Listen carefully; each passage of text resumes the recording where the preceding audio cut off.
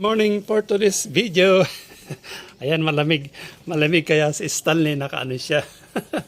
Nakatawag doon. Naka-Hawaiian dress siya kasi malamig din. Suklay na muna. Oh, yeah. Ang haba niyong buhok ni Stanley. Di ba lang ganda yung damit mo? Oh, ganda yung damit mo. Ganda. Pasyal tayo mamaya na. Yan ang damit mo, no? Oh, di ba linaligo ka naman kahapon, ano? Ano? Wow! O sige, yan ka muna. So, kanina may nagbigay sa akin ng ganito. Ayan. Ano to?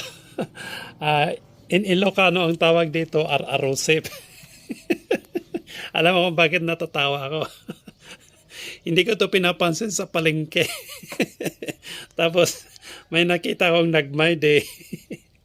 Tapos binigyan ako kanina lang, kaalis na lang niya.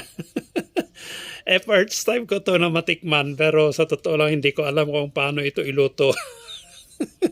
Wala namang amuyin ko.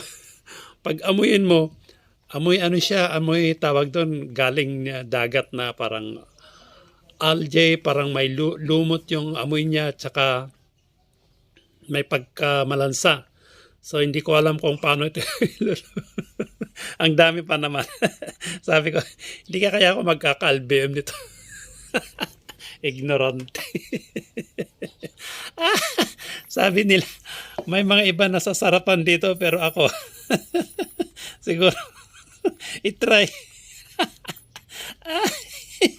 Ano ba yan? Sa madami-dami nang mauulam ito. Po. Ay, thank you, Madam Marina. Siya ang nagbigay nito. Kalis niya lang niya, pero fresh ito Ano, paano ito lilinisin? Ganyan na lang? Ay, ganito na lang. Ay, Allah. Alam mo yung yung birabid at saka yung shell, yung kuhol, ganito ang ganito ang amoy niya. Kasi nung nasa Ilocos ako, nasa gilid ako ng dagat, yung naaamoy mo yung yung niya, yung galing sa dagat, yung amoy ganito ang amoy. Fresh na fresh ito kasi medyo malamig pa. Pero nakakatakot. Paano pag magka-LBM ka dyan, di mas madada. Kasi first time kong itong kumain, di ba? First time kong kumain ng ganito. Ang tawag dito, ar-arosip. May nagtitinda, pero ito parang seasonal lang ata to, na hindi yung araw-araw nakikita mo ito sa palengke. May buwan din na makikita mo. May nagtitinda dun sa palengke, pero may mga nakikita ko bumibili, pero ako never akong bumili ng gano'n kasi hindi ko alam kung paano ito ilutuin.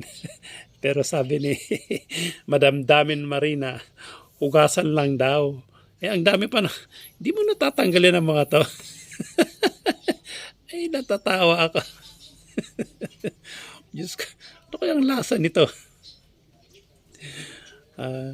Ano lang daw, hugasan na daw ito ng mainit na tubig, tapos tawag doon, lagyan daw ng kamatis, sibuyas, bagoong, laya, pamenta, suka, tapos oyster sauce.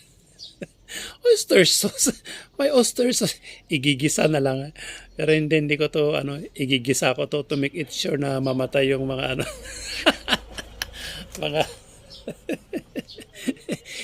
linisin ko to tapos igisa ko, hindi ko kayang ulamin ito na fresh na ganito.